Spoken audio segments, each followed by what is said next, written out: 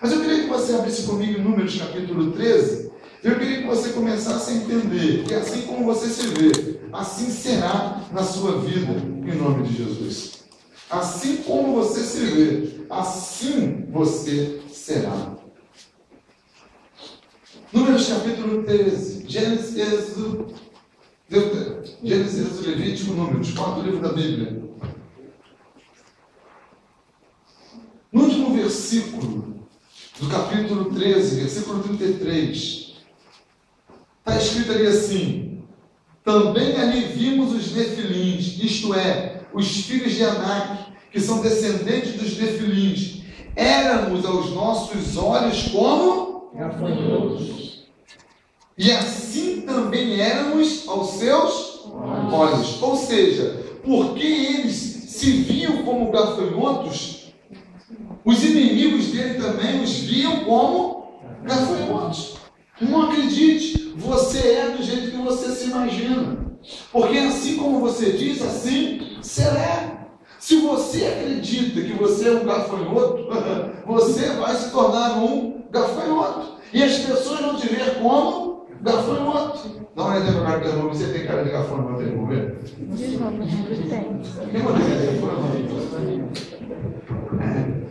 Porque às vezes, amados, nós estamos com cara de gafanhoto. E o povo de Israel se sentia como gafanhotos. Ou seja, eles tinham uma promessa de Deus. E qual era a promessa do Senhor? Olha, vocês vão possuir a terra.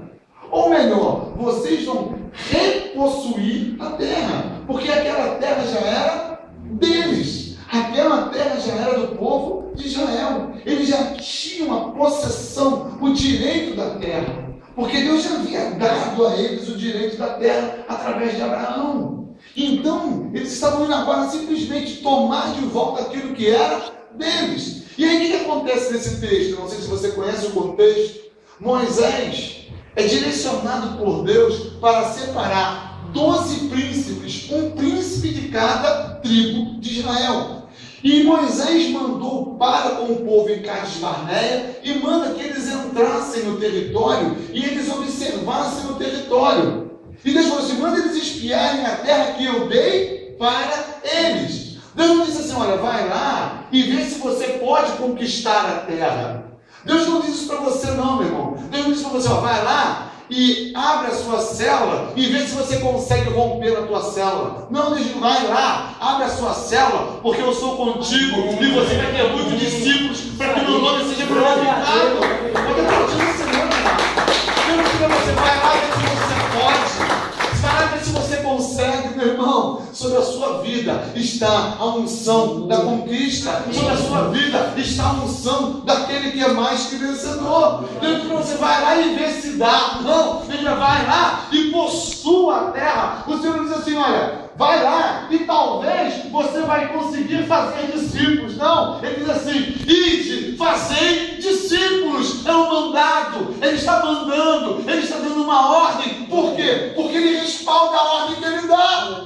Deus mandou que Israel agora entrasse pelos 12 espias. 12 espias, 12 na Bíblia, meu irmão, aleluia, é governo. Deus separa 12 para que eles pudessem já chegar lá e dizer assim: olha, essa terra é nossa, essa terra é nossa, essa terra o Senhor nos deu. Assim como Josué, quando entrou com este povo na terra de Canaã, quando atravessou o Jordão, ele pisou a planta e falou assim: opa, sou contigo, aonde você pisar a planta dos teus pés, te darei por herança. Mas se você entrar, botar o pé na terra, é tua por herança. O Senhor tem uma terra preparada para você. O Senhor tem uma herança preparada para você. E é crente, meu irmão? Alguém aqui já recebeu alguma herança na vida? Alguém que recebeu uma herança? Uma vez eu recebi uma herança de um cachorro velho. Morreu lá e mandaram para mim um cachorro. Não, você não quer de herança. Mas ali para mim, irmão, imagina uma herança dada por Deus para você. Tu já pensou, meu irmão? Quantos aqui tem filhos? Levanta a mão quem tem filho aqui. Quem quer ter filho aqui? Levanta a mão. Bem alto.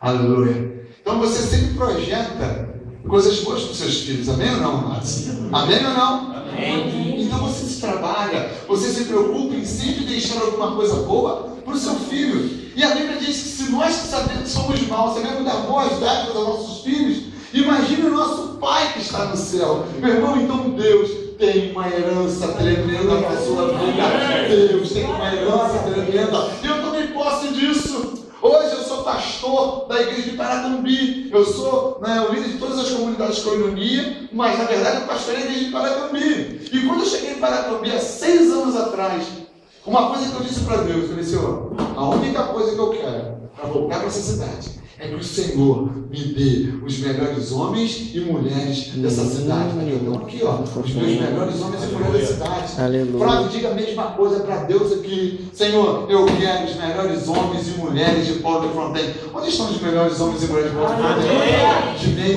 Aleluia. Tá aí, irmão. É herança de Deus. Só que os espias, eles trazem um relatório. Olha só, a terra é igualzinha a Deus falou, mana, leite e mel, é a terra que os nossos pais contavam para a gente, que nós ouvimos das histórias, nos nossos 430 anos de cativeiro no Egito. Realmente a terra é igual, falaram que era nos dias de Jacó, quando ele chegou lá, nos dias de Isaac, nos dias de Abraão. Olha, a terra é do jeito mesmo que falam, só que lá tem gigantes, e nós, aos nossos próprios olhos, somos como gafanhotos. Irmão, olhe para mim. Você não pode ter cara de gafanhoto. Você precisa ter a cara do leão, da tribo de Judá.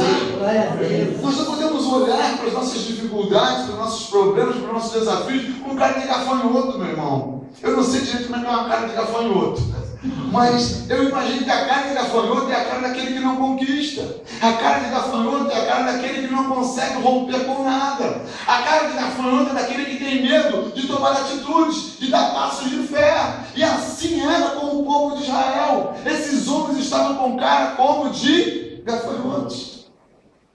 E eles trouxeram um relatório contrário que desanimaram todo o coração do povo. Olha para mim, amados. Tome cuidado com os relatórios que você traz. Tome cuidado com os relatórios que você traz, amados. Tome cuidado com aquilo que você diz. Eu abri minha célula, mas olha, rapaz, está difícil demais, não vai ninguém, eu estou pensando em desanimar. Irmão, por favor, em nome de Jesus, não faça isso. Atenção, eu abri minha célula, eu abri numa terra de batalha, ainda não chegou ninguém, mas na hora que eu começar a ganhar, eu vou falar uma coisa para você. A minha célula será a melhor célula da igreja, em nome de Jesus. Amados, tem que ser assim. O meu relatório tem que mostrar realmente aquilo que eu sou diante dos olhos do meu Deus. Só que Israel agora está dizendo que eles eram como gafanhotos. Olha para o teu irmão e diga assim, gafanhoto. Gafanhoto na Bíblia é uma praga. Você sabia disso? Gafanhoto na Bíblia é praga. Gafanhoto na Bíblia é praga. Os caras tinham experimentado de ver uma praga de gafanhoto no Egito. Eles viram como que os gafanhotos eram no Egito, porque eles estavam lá. Essa geração aqui ainda era a geração que havia visto as pragas do Egito. E eles estavam se comparando como uma praga. Mas vamos ser uma praga nessa terra. Vamos estar como praga. E sabe o que acontece com praga aos olhos de Deus? Abre Números capítulo 14. Abre aí. Você não vê o que aconteceu com aqueles homens que se viam como gafanhoto. Números capítulo 14 agora. Um pouquinho só na frente. A partir do versículo 30 aí. 36. Números 14. Números 14. Vamos ver o versículo 36 mesmo. 36. Números 14, 36. Todos acharam, amém? Amém. Acompanhe comigo. Ora, quanto aos homens que Moisés mandara espiar a terra, e que voltando fizeram murmurar toda a congregação contra ele, inflamando a terra, aqueles mesmos homens que inflamaram a terra, morreram de quê? Morreram de quê? De praga. Gafanhoto é o que, irmão? Então eles se sentiram como gafanhoto, e praga tem que morrer. Olha o que está acontecendo.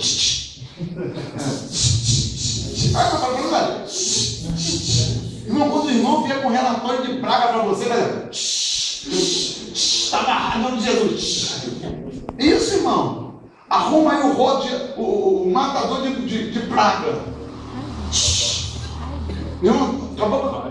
Raide, né? O camarada vier trazer um relatório ruim para fazer, ó. Gafanhoto. Mata logo, irmão. Vai estudando. Então falou Moisés para aqueles mesmos homens que inflamaram a terra morreram de praga perante o Senhor. Mas Josué, filho de Num, e Caleb, filho de Jefoné, que eram dos homens que foram esperar a terra, ficaram. Por que eles ficaram com vida? Porque o relatório deles foi diferente. Eles viram o que os outros viram. Viram as dificuldades, viram os problemas, viram os gigantes. Mas eles também viram que a terra manava leite e mel. Eles viram que a terra era a terra da promessa. E ao invés de olhar para as dificuldades, eles olharam para a promessa. Olhe para mim, amados. Não olhe para a dificuldade, olhe para a sua promessa. Qual é a terra que o Senhor tem para que você conquiste? Sua família, sua célula, sua vida financeira. Qual é a terra que você precisa conquistar, amado? Qual é a terra que você precisa conquistar? Qual é hoje a terra da conquista? Qual é a terra da promessa que o Senhor tem para a sua vida? E a Bíblia diz que esses homens eles eram príncipes. Mas os príncipes viraram insetos. Ao invés de ter visão de príncipe, tinha visão de inseto. Diga, o meu pai é rei. É rei. Por isso eu sou princesa. Você precisa. Se o seu pai é rei, automaticamente você é príncipe ou princesa. E aí, meu irmão, eu sou um príncipe, eu estou com olhando de gafanhoto. Eu estou assim, vamos matar esse gafanhoto hoje, mano, em nome de Jesus. Deus hoje vai transicionar a tua visão. Você vai sair daqui enxergando na visão de príncipe e na visão de princesa. Para de olhar com o olho de gafanhoto. Para de olhar com olhos de inseto, amado. Para de olhar com olhos de praga. Espraguejado, está amarrado no nome de Jesus. Você precisa enxergar na ótica de Deus. E aqueles homens que murmuraram, que não acreditaram, que se viram como gafanhoto, morreram. Escute. Então Moisés falou a essas palavras todos os filhos de Israel, pelo que o povo se entristeceu muito. Amados, eles se entristeceram muito, porque o Senhor disse que estaria fazendo o quê? Matando todos os homens, todos aqueles homens. E é tão interessante que eles estavam num lugar chamado Cades Barneia. Diga Cades Barneia. Diga lugar de definições. Diga hoje eu estou em Cades Barneia. E hoje eu defino a minha visão. Posso ouvir um amém bem alto? É interessante quando você vai e retrocede na palavra. Você vai para o livro de Gênesis. Para comigo, Gênesis. Quando você vai para Gênesis capítulo de número 14, você entende, primeiro livro da Bíblia, capítulo 14. Você entende, biblicamente, que Cades Barneia também foi o mesmo lugar que Abraão definiu a sua vida, a sua história com Deus. Deixa aberta a Bíblia. A Bíblia diz que um dia, um homem chamado Abraão, que morava em Ur dos Caldeus, este homem, ele recebe um desafio de Deus.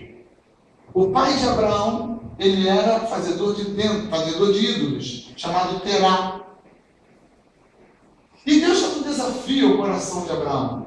Sai da tua terra, da tua parentela, para a terra que te mostrarei. De ti farei bendita todas as nações da terra. Abençoarei aqueles que abençoarem. A promessa do Senhor na vida de Abraão é que o Senhor estaria direcionando a vida dele para chegar em um lugar onde o Senhor daria para ele aquele lugar como herança. E você sabe que lugar era esse? Sabe que lugar era esse? Canaã. É o mesmo lugar que aqueles espias, entraram para espiar e voltaram dizendo que não podiam espiar. Só que, muitos anos antes, só de Egito foram 430 antes. Mas todo o tempo patriarcal, vamos colocar aí mais uns 600 anos, quase mil anos antes, Deus já havia dado para o povo de Israel aquela terra por herança, através de Abraão. Porque quando você lê Gênesis capítulo 12, você vai ver que quando Abraão decide ir na direção que Deus estava dando para ele, ok? Ele vai na direção de Canaã, ele vai para o sul, ele vai andando para o sul, porque sabia que a promessa estava lá. E ele vai andando naquela direção. Só que a Bíblia diz que Abraão ele chega nessa região de Cades Barneia, ok? Porque é logo depois da península ali do Sinai. Abraão ele chega naquele lugar e ele estaciona. Ele se estaciona. Por quê? Porque a terra de Canaã já existia. Domínio. E Abraão agora, ele chega naquele lugar, ok? Com a sua família, com os seus servos, com pessoas junto com ele. Mas ele ainda não tinha poder e força para poder submeter aquela terra. Olhe para mim. Tem momentos, amados, na nossa vida que nós precisamos esperar o tempo de Deus. Só que eu quero trazer uma mensagem para você aqui nessa noite. Eu quero trazer uma palavra dada pelo Senhor. Nós estamos vivendo o tempo de Deus da nossa vida. Meu irmão, o que nós estamos vivendo é sobrenatural. Eu nunca vivi o que eu tenho vivido, pastor Flávio. Eu nunca tenho vivido. Cada enxadada é uma minhoca, meu irmão. Cada atitude, cada posicionamento, cada ida. Irmão, tudo que nós estamos fazendo, Deus tem abençoado. Porque a promessa do Senhor é essa. Porque estarei convosco todos os dias, até a consumação do século. E o nosso tempo de romper chegou, amado. Se você conseguir entender, se você conseguir compreender, se você tomar posse dessa palavra, esse ano será um ano sem limite na vida. Em nome de Jesus, vai a partir dessa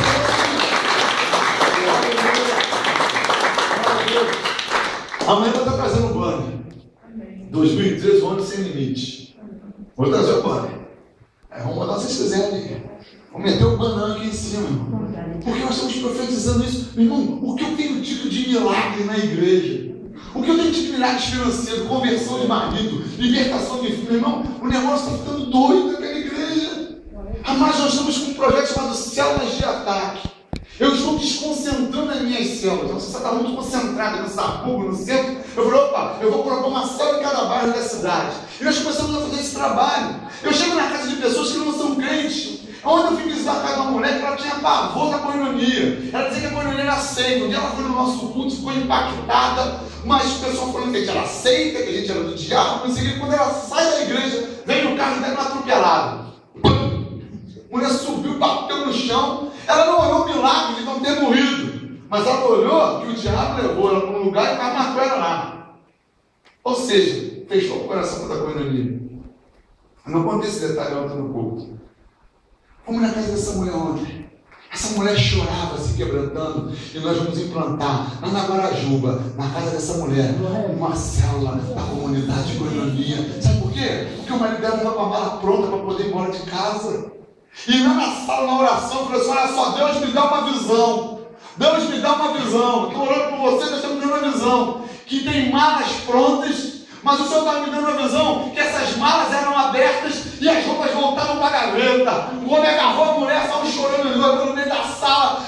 Me perdoa, me perdoa. E tinha uma mocinha que é nora dela, tem 18 anos, já tem um filho de 6. Tu imagina só, engravidou aos 12, menina, afastada dos caminhos do Senhor, vivendo uma vida terrível. E eu falei, outra coisa, você hoje é o dia do Senhor trazer de volta a sua vida. Eu quero voltar para Jesus. Irmão, cada enxadada é uma minhoca. Fui lá para dentro do multirão, hoje. Peguei uma pergunta para outra, vamos lá abrir uma célula agora. Peguei um irmão, botei dentro do meu carro. Peguei um que está quase morto na igreja. Passei para sentado no banco da praça. Viu aquela música, né? Seu guarda, eu não sou vagabundo, eu não sou delinquente, sou um cara. Não tem aquela música? Esse negócio assim? Né? estava na praça, dormindo na praça, boca aberta, lá, perdido. Entra aqui no carro comigo aqui. Botei os dois dentro do carro e foi lá comigo. Eu falei, ele vai ser o líder dessa célula aqui. Foi um quebrantamento, eu estava voando. E em 10 minutos, Deus mudou a sorte de um desistido, de um abatido, de alguém que não tem força para caminhar. E aquele homem já domingo, já está começando a ministrar a célula, porque a primeira célula vai ser domingo, vai começar agora sextas-feiras, a célula naquele lugar. Você pode aplaudir o Senhor e dizer glória a Deus. É o tempo que nós estamos vivendo. É o tempo. Você não está vivendo esse tempo aqui. Começa a notar que está acontecendo algumas coisas, pessoas estão chegando na igreja. Posso ouvir um amém? Amém. Então, mas nós precisamos entender o tempo de Deus. E esse tempo não é só para quando a gente para também, não. É para todas as comunidades de Coinonia. Só que Abraão, ele foi para aquela terra e estava parado esperando acontecer alguma coisa. E a Bíblia diz que nesses dias, depois se você for ler o capítulo 14 de Gênesis, você vai entender mais. Nesses dias, o reino do sul, os reis do reino do sul resolveram invadir. Não, o reino do norte resolveu invadir o reino do sul. Aonde tem a guerra dos 4 contra os 5 reis aí na tua Bíblia. E quando houve essa batalha dos reis do norte contra do sul, Abraão viu ali um momento especial de Deus. E em Gênesis capítulo 14 diz assim: ouvindo, pois, Abraão que seu irmão ou sobrinho Ló estava preso, levou seus homens treinados, nascidos em sua casa, em número de 318, e perseguiu os reis até Dan. Dividiu-se contra eles de noite, ele e seus servos, e os feriu, perseguindo até Robá, que fica ao lado esquerdo de Damasco. E assim tornou a trazer todos os bens, e tornou a trazer também a Ló, seu irmão, e os bens dele, e também as mulheres do povo. Posso ouvir um glória a Deus, aleluia? Glória a Deus. O que Abraão fez? Abraão ficou ali e falou: eu estou há 5 anos lá, trabalhando, mas só prestando atenção. Não chegou o tempo de cantar em nome de Jesus. Quando Abraão viu a batalha se levantando, ele falou assim: opa, eu não vou fugir da batalha. Abraão ele não era rei, Abraão ele não era nada naquela terra, simplesmente Abraão estava dentro de uma terra. Olhe para mim, quanto tempo você está na igreja? Abraão ele não era nada naquela terra, ele já estava na terra? Estava ou não estava? Amém ou não, amados? Ele estava, Abraão estava na terra. Mas quem que Abraão era na terra? Ele não era nada. Há quanto tempo você está na igreja sem ser nada, irmão? Há quanto tempo você está na igreja sem ser nada? Vai pro cultinho, vem pro cultinho. Eu vou no culto, glória a Deus. Eu sou crente, eu estou na terra, irmão. Pelo amor de Deus. O Senhor não fez você para ficar em terra. O Senhor te fez para conquistar a terra. Em nome de Jesus, você é crente de conquista. Você não é mais um. Glória a Deus. Crente de coinonia não é crente mais um, não, meu irmão. Crente de coinonia é crente que conquista. Sacode teu irmão assim: crente de coinonia é crente que conquista. E que interessa, sacode ele, não foi errado, não, sacode ele. Da onde você vai? Crente de coinonia é crente que conquista. Você pode aplaudir ao Senhor. Irmão, e ele esperou o tempo da batalha, Flávio. Tá feia a coisa aí, né, irmão? O mundo tá difícil, não tá? É a hora de nós ganharmos a batalha. É a hora de nós vencermos a batalha. Aleluia. Escute uma coisa, meu irmão. Tira esse negócio da tua cabeça de que ninguém quer nada com Jesus. Todo mundo quer sim, amados. Todo mundo quer sim. E é na hora da batalha que as pessoas mais precisam de Jesus. O mundo está entrando no caos. E é essa hora que você vai levantar teus 12 discípulos, seus 144, seus 1.700 e pouco. Você vai fazer a sua multiplicação. As pessoas estão precisando, amado. O que Abraão faz? Abraão pega 318. A ligação não é boba não, né? Então põe dos 318. Sim, eles usam estratégias bíblicas. Ok? É Bíblia, está escrito lá, não são bobo não. Eles trabalham no profético.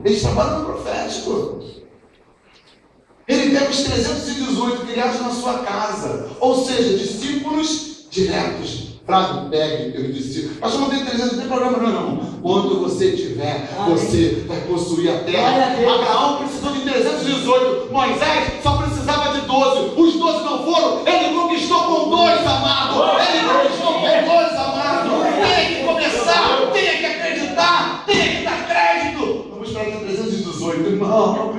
precisar. Não precisa. Os caras dizem, não precisa não. Começa com 2. Você e mais um vai fazer diferença na terra. Porque a palavra do Senhor diz, onde estiverem 1 ou mais, 2 ou mais reunidos em meu nome, ali eu estarei, amado. O Senhor é contigo. O Senhor é contigo, amado. Jesus usou esse princípio.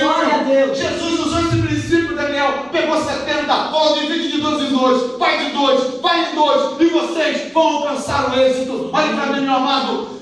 Líder e co-líder, vocês vão alcançar uma geração. Vamos ter a terra em nome de uma coisa. Acreditar. Vem aqui. Rápido.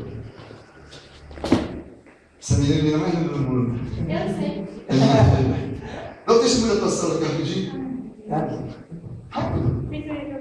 Fala, o que você falou para mim? Você achava que era o quê? É impossível.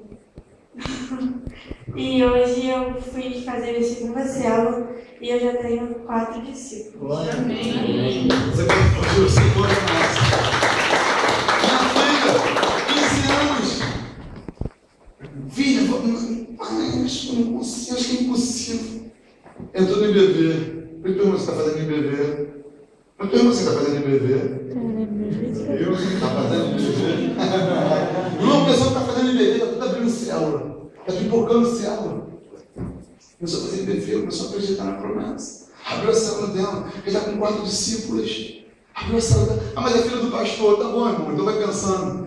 Ela é filha do pastor, você é filha do rei. Pastor, com amém. É filha do pastor, você é filha do rei, meu irmão. Aleluia. E o teu irmão assim, sai um som de gafanhoto da tua vida hoje. Em nome de Jesus. Vai ver essa. Nessa frase, em nome de Jesus. Bora, gafanhoto. Em nome de Jesus. Abraão, pastor Flávio, ele aproveita o momento. E Abraão pega esses 318 homens e vai para a batalha. E ele destrona os reis do norte. Ou seja, quem ganha a batalha tem direito à terra. Quem ganha a batalha tem direito à terra. E agora Abraão ele já não era mais um na terra. Ele agora era Abraão. Ele agora era Abraão. Ele agora era o camarada que tinha a possessão da terra. Olha para mim. Quando você realmente decidir entrar na batalha, pela tua casa, pela tua família, pelos teus filhos, pelo teu marido, pela tua parentela, pelos teus vizinhos, eles vão reconhecer você como dono, a autoridade que está naquele lugar. Meu irmão, as pessoas têm que olhar para você na sua casa e bater continência. Entendeu? Sentido da continência, por favor. Ok? Tem que entender que você é autoridade naquela terra. Que você é autoridade naquela terra. Abraão ele toma posse da terra. Só que não adiantava, pastor Flávio, Abraão tomar apenas autoridade da terra na visão física. Porque Abraão ele sabia que a luta dele também não era contra a carne. Ele sabia que a luta dele era uma luta espiritual. Porque quem provocou uma mudança na vida de Abraão foi um Deus espiritual. E Abraão sabia que ele tinha ido para aquela terra, e não era apenas para conquistar uma terra, não era apenas para ter direito à possessão de uma terra, mas ele também queria ter autoridade espiritual sobre aquela terra. E aí entra Abraão dizimando na vida de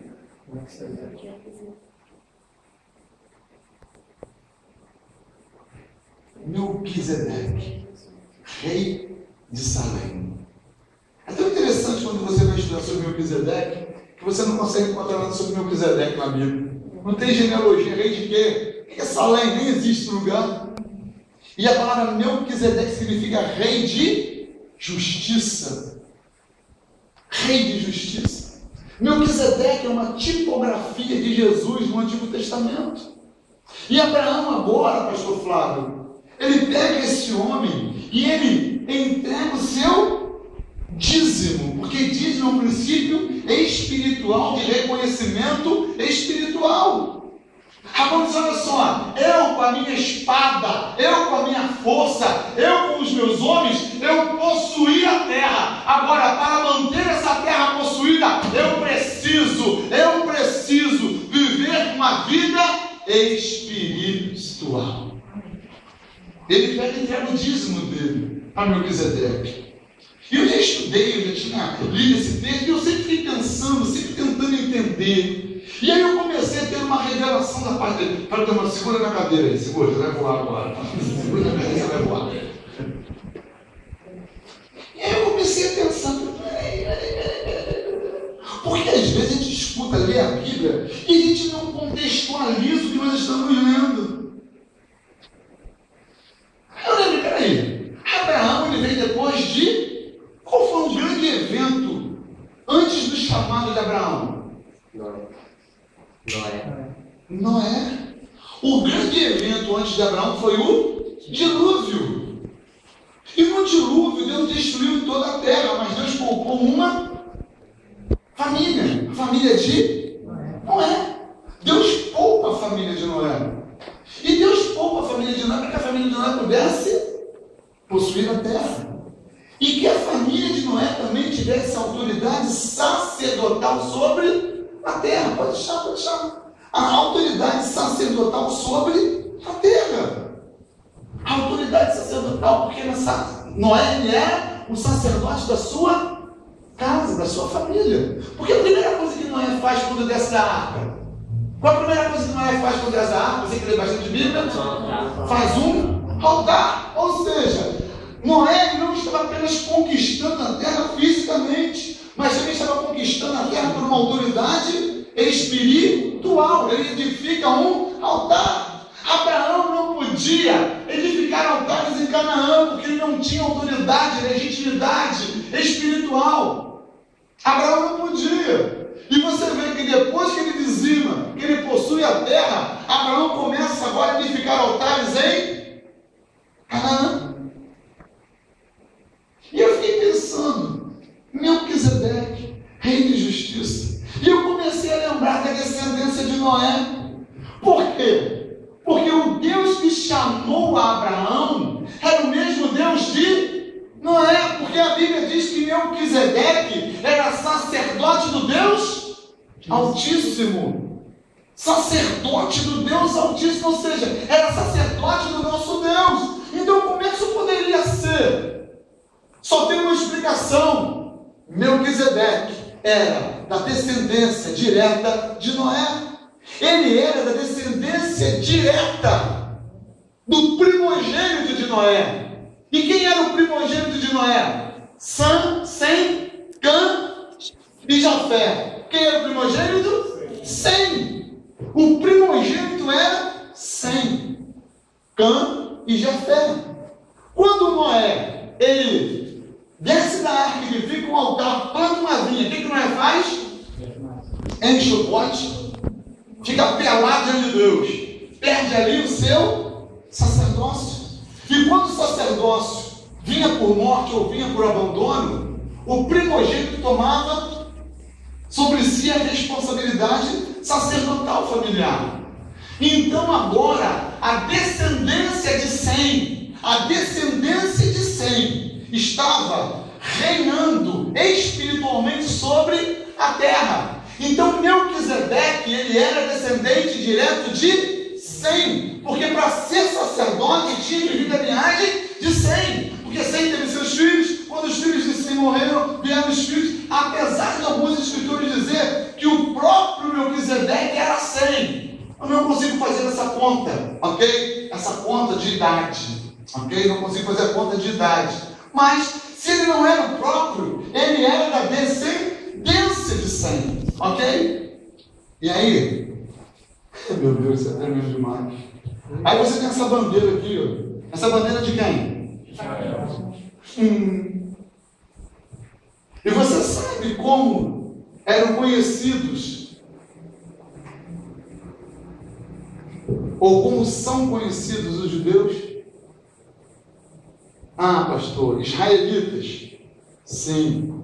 Por quê? Eles hoje são conhecidos judeus por causa da tribo de Judá. Porque um dia houve depois do reinado de Salomão, o reino se dividiu e houve um grande confronto. E a única tribo que realmente sobreviveu mesmo foi Judá. Então eles são judeus por causa disso. Mas antes disso, ok, eles eram conhecidos como israelitas. Ok? Israelitas. Por quê? Porque eles vinham de Jacó. Ok? Jacó. Por quê? Porque Jacó, lá no Val de Jacó, Deus mudou o nome dele. Já não se chamará mais Jacó, e sim Israel. Então, eles eram judeus porque vieram de Judá, eles eram israelitas porque vieram de Israel, mas antes disso, eles vinham de Abraão. E Abraão, ele era hebreu. Ok? Hebreu. Por quê? Porque hebreu significa do outro lado do rio. Ok? E Ur dos Caldeus ficava do outro lado do Eufrates. Ok? Mas antes disso, Deus já tinha para eles um chamado. Por isso que os judeus também são conhecidos como semitas.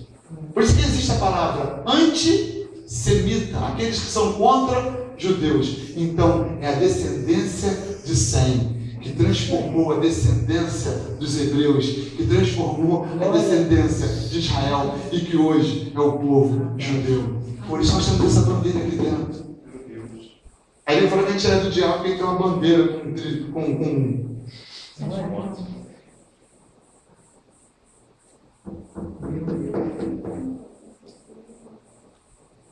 Posso ouvir um glória a Deus bem alto? Glória a Deus. Aleluia. Olha para você, Glória a Deus.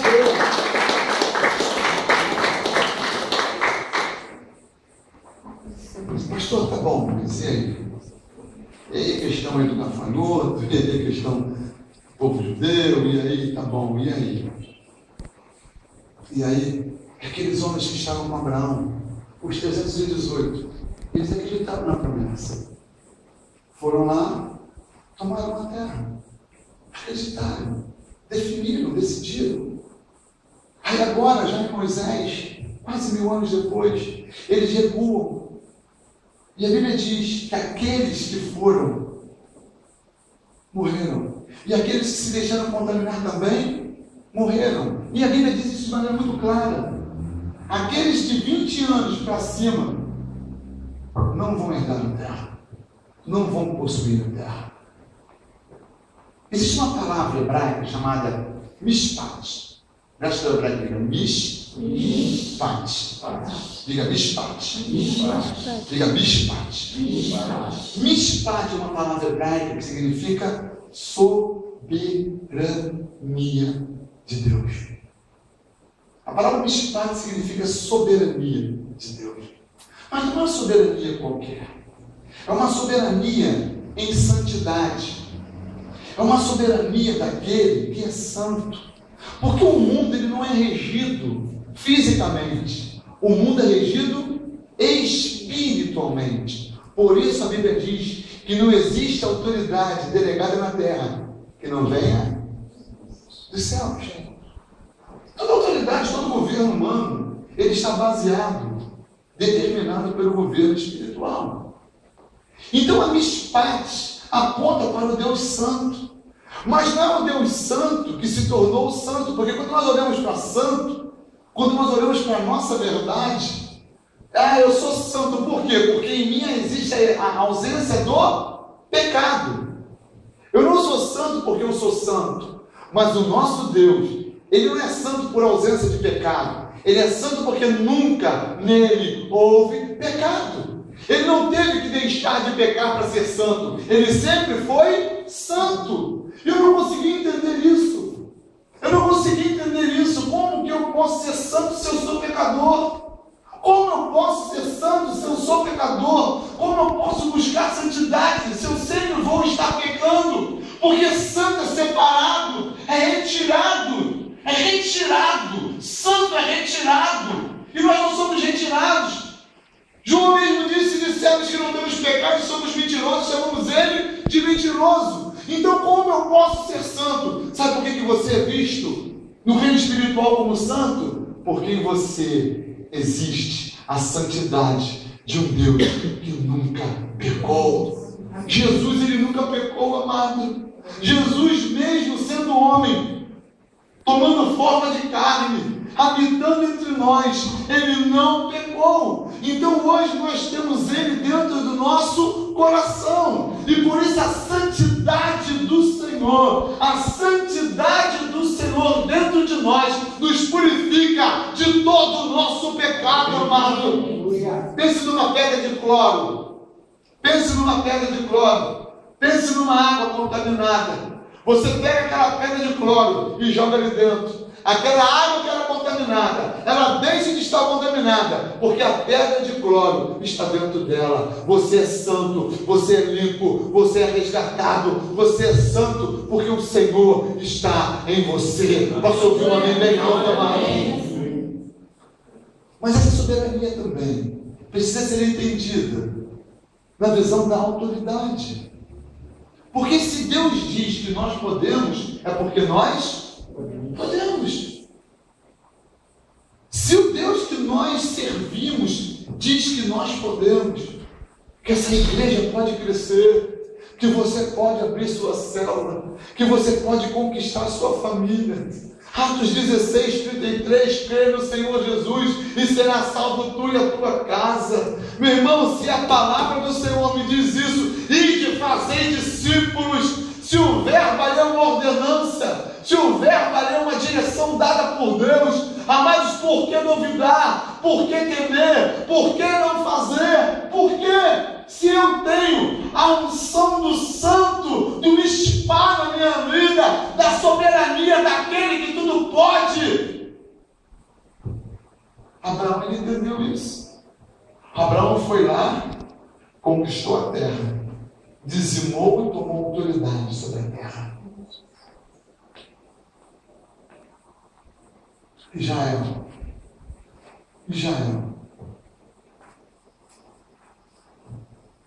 já como Moisés, ouviu a promessa, ouviu a determinação de Deus, viu os milagres, os sinais de Deus, mas quando chegou na hora, seu gafanhoto. Na hora do desafio, na hora do vamos ver, somos como gafanhotos. Como eu posso encerrar essa palavra? Essa região que eles estavam se chamava Cádiz Barneia. A palavra Cádiz no hebraico, ela vem da mesma origem de Kadesh ou Kadosh, que nós mais comumente conhecemos como Kadosh. Kadesh significa santo. Kadesh significa aquele que é puramente santo. E a palavra Barneia significa incredulidade. Israel ficou 38, olha a Bíblia. Depois você lê Números 12, 15, você vai entender o que eu estou falando melhor. Israel ficou 38 anos girando em um pedacinho de terra. Um pedacinho pequenininho. Porque quando a gente olha assim, 40 anos rodando no deserto, você imagina que o deserto é muito grande. O deserto não é muito grande. Olhe para mim, olhe para mim. O teu deserto não é muito grande. O que te mantém no deserto e faz ele parecer grande é a falta de fé, é a incredulidade e a tua murmuração. Eles ficaram 38 anos girando num pedacinho. Eu aprendi isso ontem, pastor Flávio. Eu achava que eles iam lá no sul, passava no sudeste, subia para o norte, passava pelo oeste, e não. Eles ficaram, leia a Bíblia, 38 anos girando na região de Cádiz Barneia. Sabe para quê? Para que toda a Barneia fosse eliminada no meio do povo. A região hoje não se chama mais Cádiz Barneia, se chama apenas Cádiz. Se chama apenas Cádiz. Barneia vai morrer nessa noite, em nome de Jesus. Somente Kadosh, Kadesh, Cádiz na sua vida. Acreditar naquilo que é santo. Se coloca de pé, em nome de Jesus.